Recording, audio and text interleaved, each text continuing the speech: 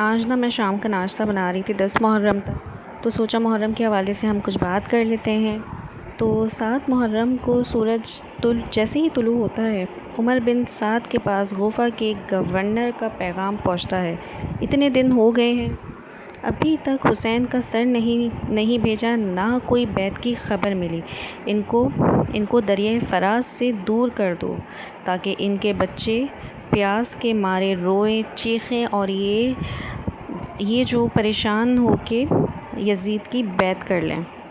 8 محرم کو 45,000 کا لشکر اور کربلا کے میدان میں بھیجا جاتا ہے۔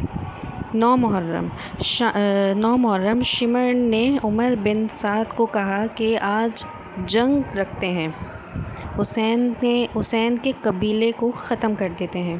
حسین نے فرمایا مجھے ایک رات کی اور ٹائم دے دو، یعنی ایک رات کا اور مجھے ٹائم دے دو تاکہ میں اللہ کی عبادت کر سکوں۔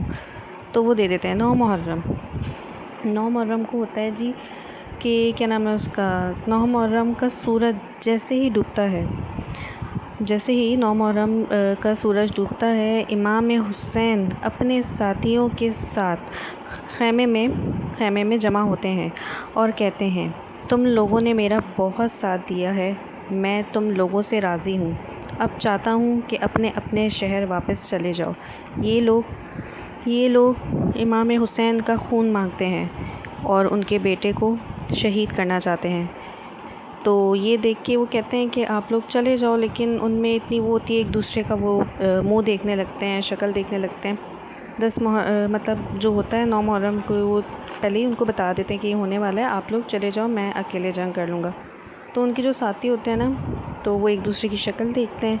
تو حضرت جو حسین ہوتے ہیں وہ کہتے ہیں شاید ہی شرم کے مارے نہیں جا رہے، اے اکبر تم چراغ بجھا دو۔ تو وہ چراغ بجھاتے ہیں کہ شاید یہ لوگ چلے گئے، اور تھوڑی دیر بعد چراغ پھر جلتا ہے تو وہ دیکھتے ہیں کہ جو ان کے سارے ساتھی تھے اپنی گردن پہ تلوار رکھ کے کھڑے ہوئے تھے اور کہتے ہیں کہ ہم آپ کے اوپر ایسی 1000 جانیں قربان کرتے ہیں، یعنی ہماری اگر اور بھی لوگ ہوتے ہمارے ساتھ، جتنی بھی جانیں ہوتی نا، کہ ہم آپ پہ قربان کرتے تھے، کیونکہ آج ہمارے ایمان کا اس کا امتحان ہے۔ تو حضرت امام حسین دیکھ کے کہتے ہیں کہ چلو ٹھیک ہے، اپنے خیموں میں واپس چلے جاؤ، کل تمہارے ایمان کا امتحان ہے۔ 10 محرم کا سورج جیسے ہی طلوع ہوتا ہے، علی اکبر اذان دیتے ہیں، امام حسین اپنے لوگوں کے ساتھ نماز پڑھتے ہیں، تو وہ لوگ حملہ کر دیتے ہیں، یزید کے جو لوگ ہوتے ہیں ان لوگوں پہ حملہ کر دیتے ہیں۔ حضرت امام حسین نے 80,000 لوگوں کو فنار کیا، 80,000 لوگوں کو امام حسین نے اکیلے فنار کیا، ایک ایک کر کے ان کے یعنی لوگوں کو مطلب ختم کیا۔